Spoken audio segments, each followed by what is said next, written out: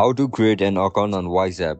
Are you guys facing issues to create an account on WhatsApp? If that's so, then this video might help you out. Without further ado, let's get started. First of all, open WhatsApp on your mobile device.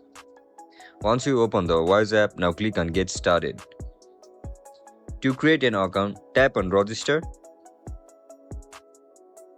Over here, you need to write down your email address. Once you write down your email address, click on Continue. WhatsApp will send you an email to verify your account. Just go over your email.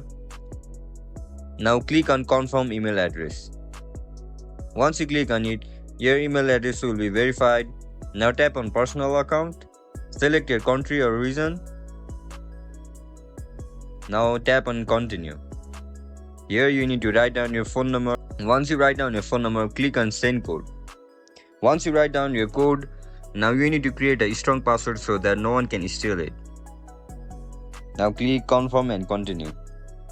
And that's it guys, that's how we're gonna create an account on WhatsApp. If you guys found this video helpful, don't forget to like, share and subscribe to our channel. See you in the next one. Bye bye.